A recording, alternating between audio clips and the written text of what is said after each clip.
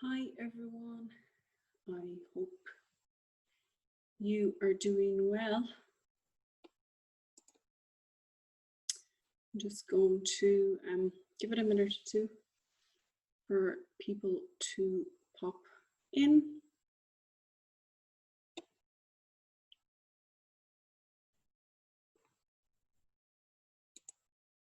Okay, so I can see there's some of you coming in there now.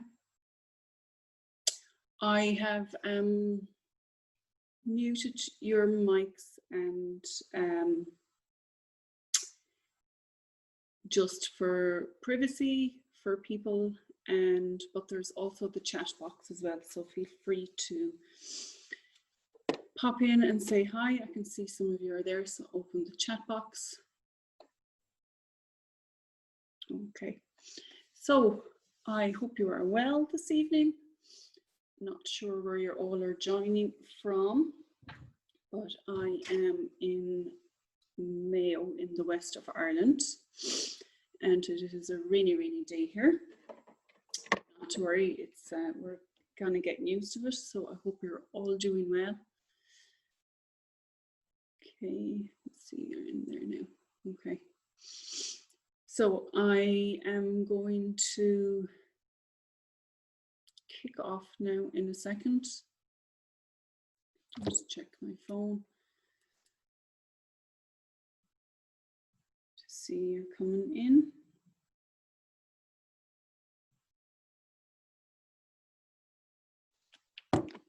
Okay, so we're going to go ahead. I don't want to delay people, and okay, so for those of you who don't know me, my name is Linda. I'm a life coach and NLP practitioner. I also am nearly finished studying hypnotherapy at the moment, so definitely keeping myself busy during COVID and lockdown. So I want to thank you for taking the time out of your day. I know you guys are busy, and I really do appreciate you being here. Now, I sent an email a little while ago with obviously the link to the Zoom, but the link to the workbook as well. So I'm not sure if you have seen that already, but if you haven't, that is okay. So what I am going to do is I am going to share my screen with you guys.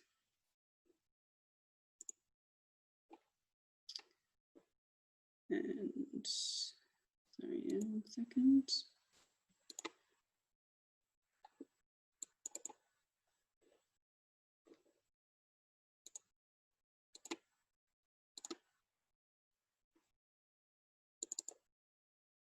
So hopefully you should be able to see that now.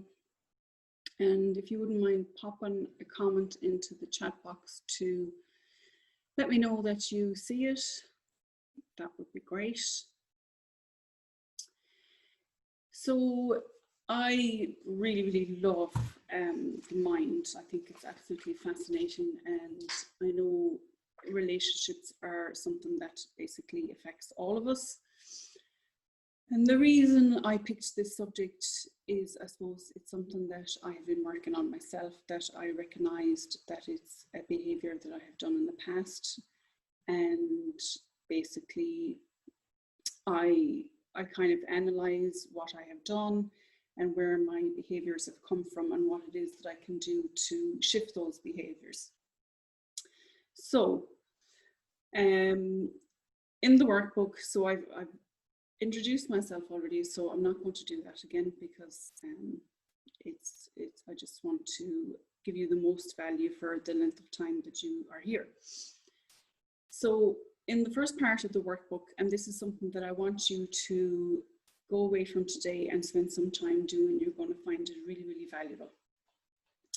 So I don't obviously know what anyone's circumstances are that's on the call. So this is whether you're actually in a relationship.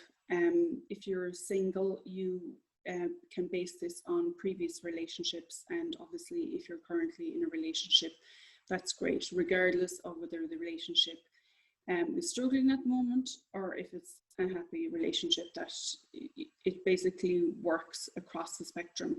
And once you do the work on this, you will find that it will actually improve relationships as well within, as I said, within obviously your intimate relationship, but then obviously relationships with your family, your friends, definitely will impact that as well.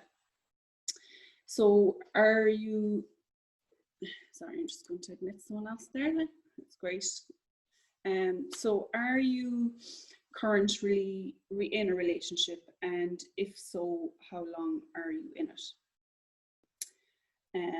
So what age were you when you got into your first serious relationship, and how many relationships you've been in?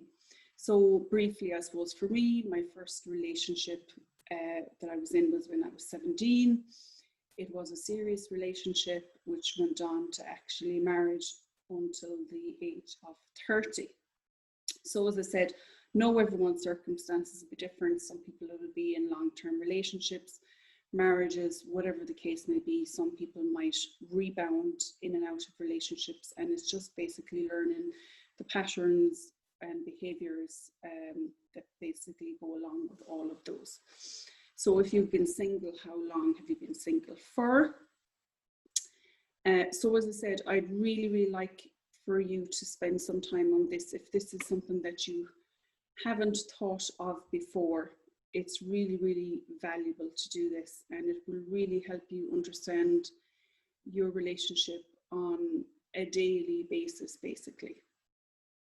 So we move on to you and your partner and what it is.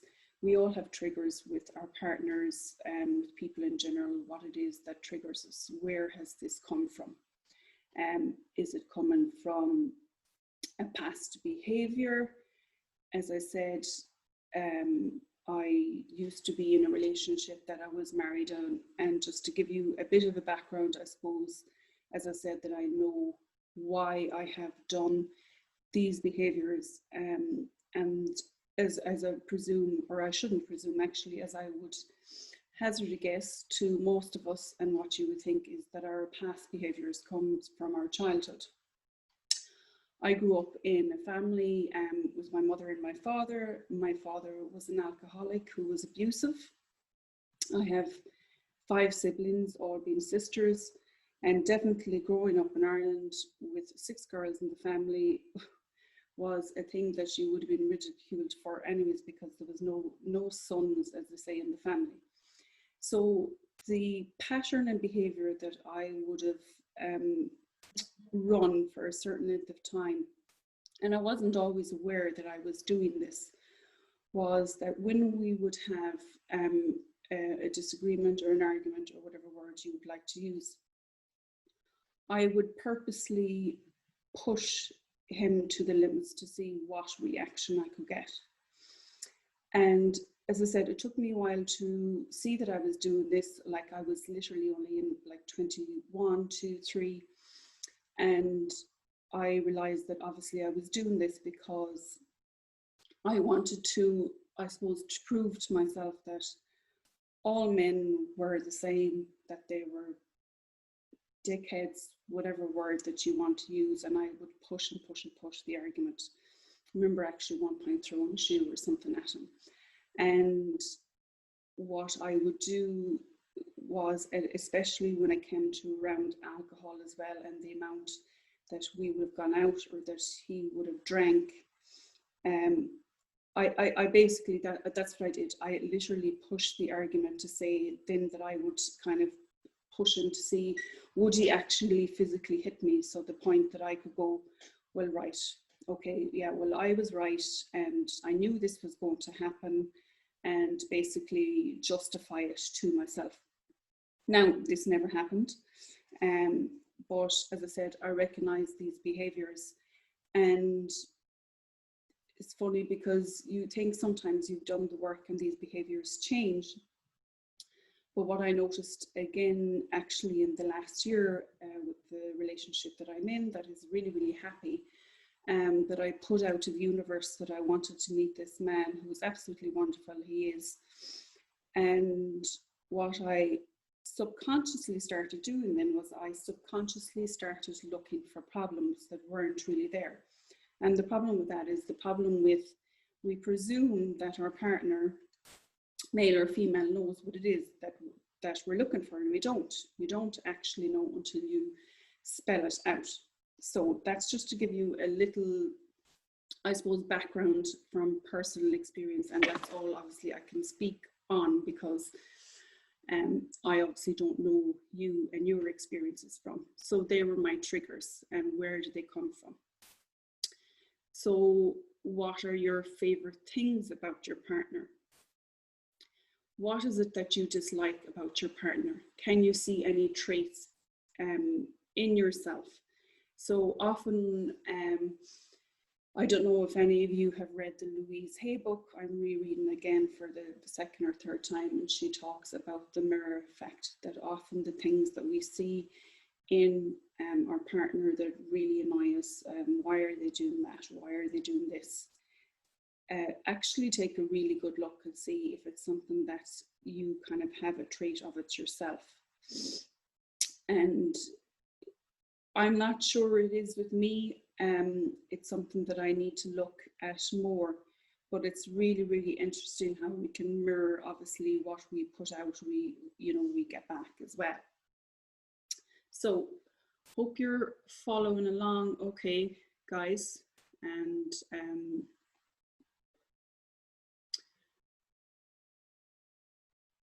sorry, now 1 second. I'm just making sure everyone's in okay. Okay, yeah.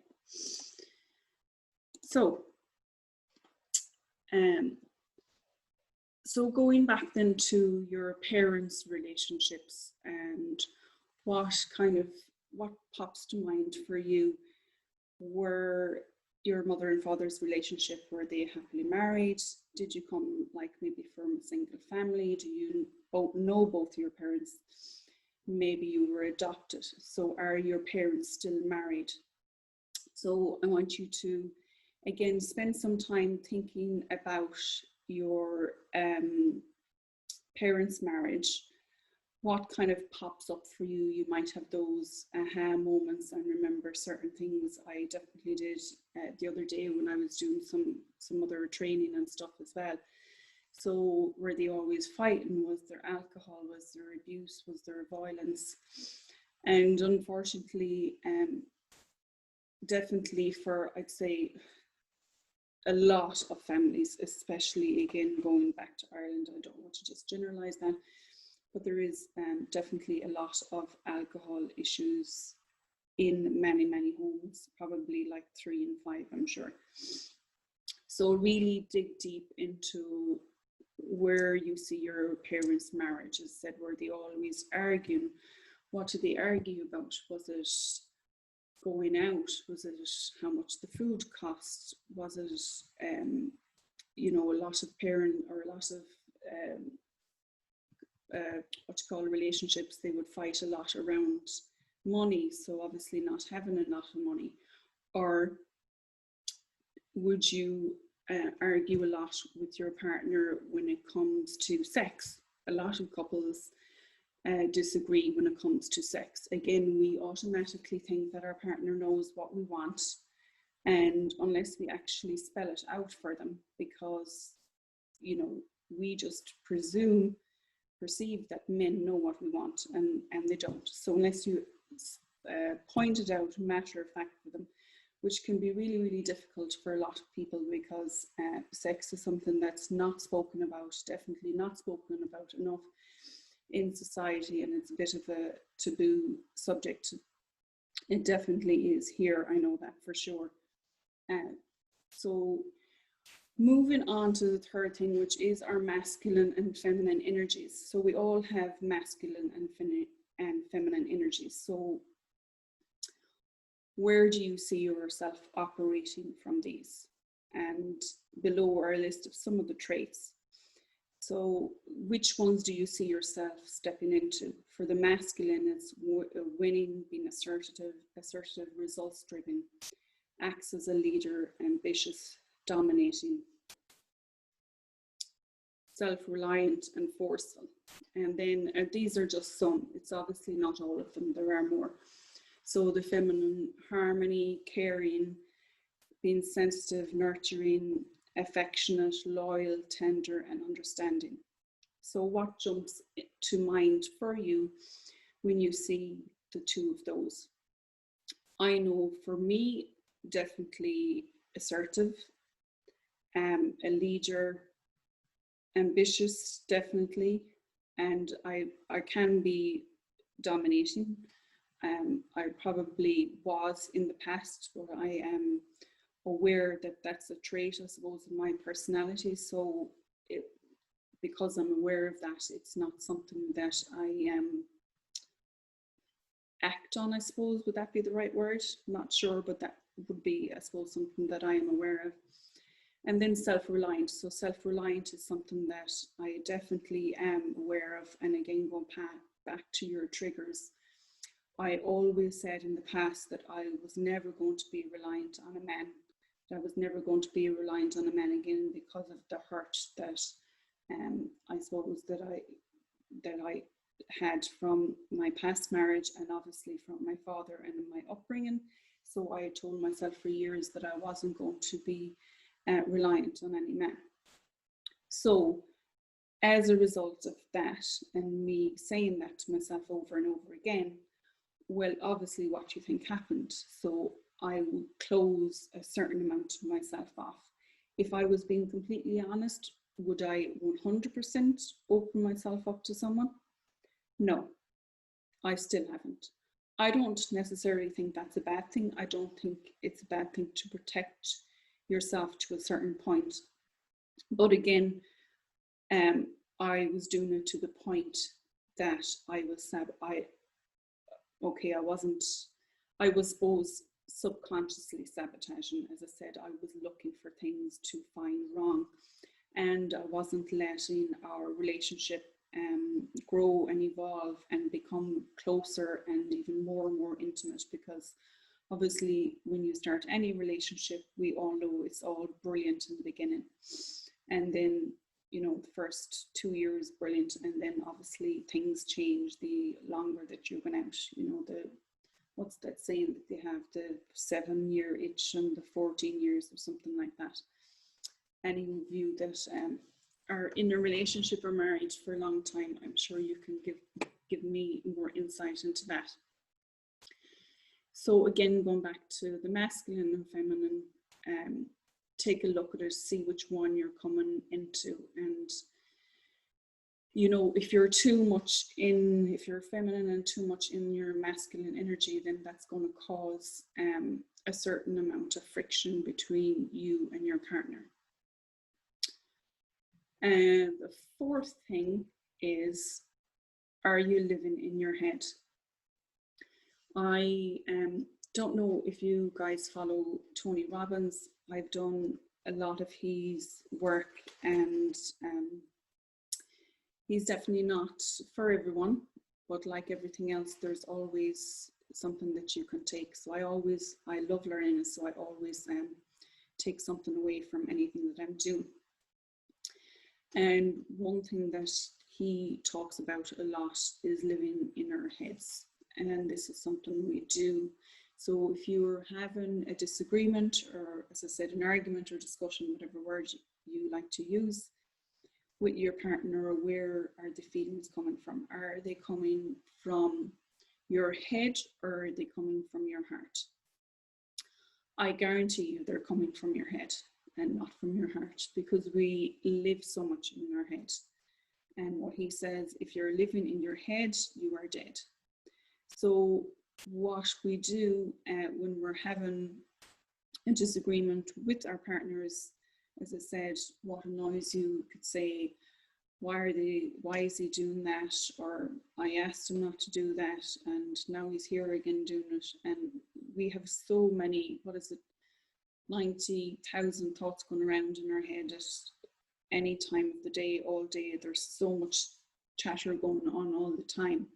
And what we're doing is we're just stacking up the problems in our head all the time without actually, as I said, verbalizing it and spelling it out to your partner, what it is that you want. When we operate from our hearts and not our heads, anything is possible. So there's one thing that he talks about in relationships, that if there's a problem in your relationship, relationships aren't easy. They're not easy. And living with someone and giving yourself completely to someone, anyone that puts out there the persona that the relationship is perfect, it's absolutely not. None of us are perfect. We're all doing the best that we can and doing the best that we can for our partners because we love them and cherish them and our families and everything else. It's not perfect, but when you, I suppose, recognize that it's not perfect and you take the time out to actually do work on it, that makes the difference. So you hear of people saying they don't have enough time together, and you know, they're working full time, it's stressful time. Some people might be working 2 jobs, you know, you've got kids, you bring them to training and whatnot, but what are you doing with the time that you actually have together?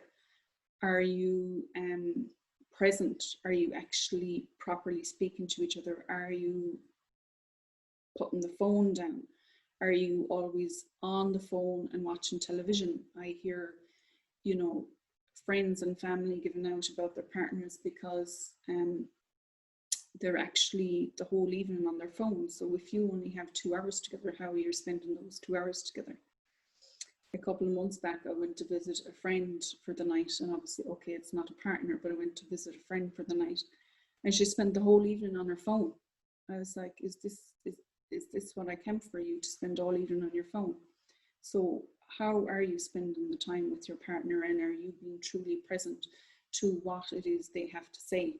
And if they're saying something, or if you're in an argument, are you listening to what the other person has to say? And while you're listening to what the other person has to say, are you actively listening? And if you're not actively listening, are you just waiting for the other person to finish talking so that you can get your point across, so that you can be the one that's right? Because we do that. We do that all the time. I know I have. And it's something that I am more and more aware of doing. So listen to what the other person has to say. So be present. So concentrate on what it is that you want and not what you don't want. Sounds really simple, right? But all the time, what we do is we concentrate on what we don't want. So if I, let's say, get on a call with a client and they tell me, well, I don't want this in a partner, and I don't want to meet this type of person, and we spend the whole time fixating on what it is that we don't want. But what is it that you do want? So be very clear on that. What is it that you do want? And if you don't have a partner and you are single, if you fixate on what it is you don't want, and if you're not in a good place yourself, well, then what do you think you're going to attract? Well, you're going to attract more of the same. You're going to attract more men that you had in the previous relationships that didn't have the same values and beliefs that you have, whether that's to get married or have children or whatever that is. So when you fixate on what you don't have, then do you attract that? Again, if you are single, the work that you do on yourself is vitally, vitally important to attract the right partner. And again, the reason that I know this is because that is something that I have done as well. But I don't want to get fixated on that. That is something that I can talk to you individually about again after the session, because as part of the session, you can jump on a discovery call with me to go through anything that came up for you and the workbook, and just to help you out in general. So I don't want to get fixated on that. So the 3 things that men and women want. So men, one of the things that for women is to feel unseen. And this is something that I was actually thinking about in the last few days. And I wondered, you know, when you meet someone, I don't have my own children, but I do have my partner's 2 kids. And one thing that I'm sure, as I said, I haven't physically had my own, but one thing I'm sure that a lot of women feel, and I have in the past, is unseen. So do you lose, or do you feel that you lose a certain amount of yourself, you know, when you're putting so much time and effort into your children and the home and the partner, and it's just, it feels like that you're always the one that comes last? Do you feel like you're not understood and unsafe? So definitely for women, they need to feel safe and secure and loved in the relationship that they're in.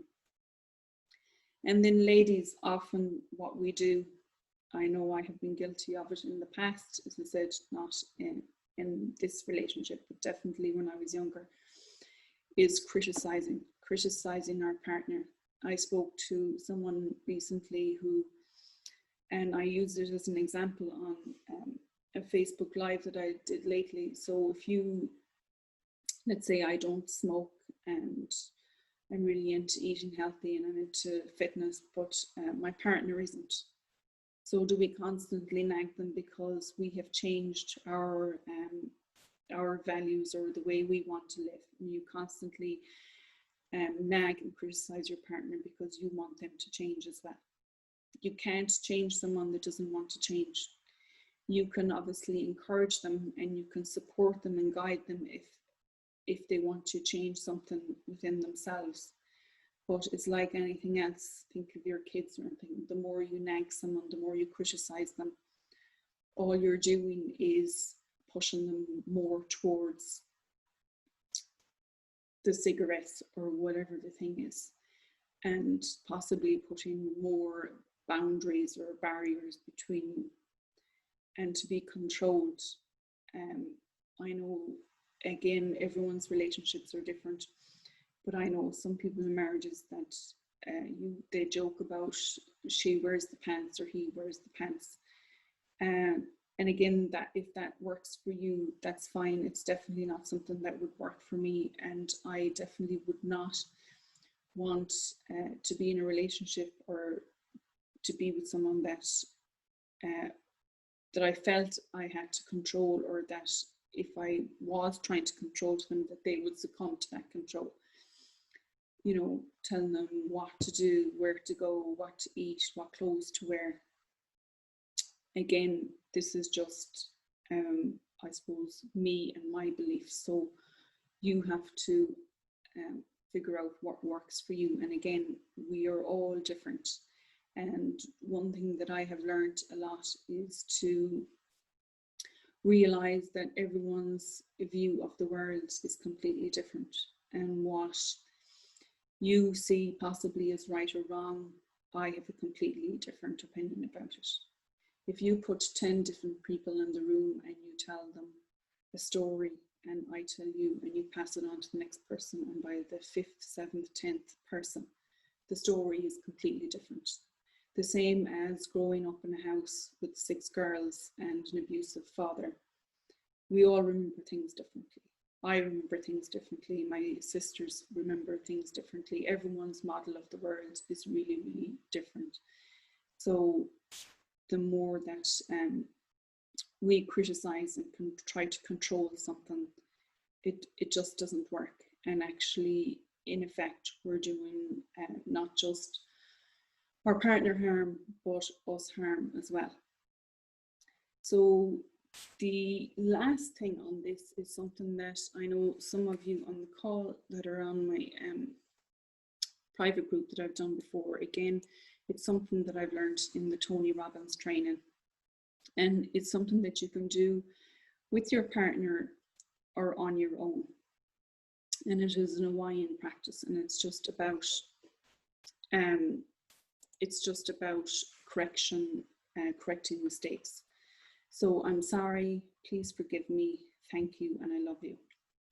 So repeat it 3 times with your partner or with yourself. And if you are single, make sure you go to the mirror and do it in the mirror. And even if you're not single, I like to go and do it in the mirror as well. So I'm going to stop the screen share now. Oh, great. Thanks, guys. You're saying you can see it. That's brilliant. I hope you find that beneficial. And can you let me know if you got the email with the workbook? And if you didn't, I'll definitely send it on to you. Yeah, okay, so you got it. Yeah, so I hope you find it good. As I said, I just find it really, really interesting, relationships, and I know that didn't seem to attach for you. Okay, Andrea, what I'll do is I'll have a look at it, and I'll be following up with you guys again tomorrow anyway, so I'll double check and make sure it works, and I'll send it on to you tomorrow. Hope that's okay, and apologies. So yeah, make sure you do the work. It's really, really good, and no worries, son, thanks. I hope you find it good. I know in this type of work, it can be hard at times, and it can be painful because there can be, I suppose, stuff that comes up from our past. And the main thing to remember is that obviously, 1, it's in the past, and 2, we can't do anything to change it. And I don't believe in, I suppose, people would often say to me, you know, do you regret mistakes, or how do you speak to your father after what he did to you? These are all just, they're all just learnings, and we definitely face things that we may not like so much. I've definitely, I suppose, not found out, but I said, as you said, we've got the conscious and subconscious mind. So I have learned more, I suppose, in my subconscious mind, as I said, patterns and behaviors and beliefs and stories that I would have told myself that would have been painful to work on. But thankfully, I mightn't have professionally gone to counselling at a young age, as in 20 and 21, but I was very aware at a young age, and maybe it's because I had to grow up a bit more quickly than some other people. So if it's something that if you're struggling with anything, regardless of whether it's relationships or otherwise, please take the time to kind of sit with the feelings. Don't ignore your gut instinct. It's there for a reason. It's there to protect you. I would love to chat to you on an individual basis. That is something that I am happy to do and can do. And as I said, make sure you avail of the Skype session that comes with this as well. So I'm going to leave it for that, girls and guys, and thank you again for taking the time out. I really, really appreciate it. I'll follow up with you tomorrow, and I'm also recording this as well if you would like a copy of the recording, and I'll send on a copy of the worksheet as well. Okay, have a nice evening, and I'll talk to you guys soon. Take care. Bye-bye.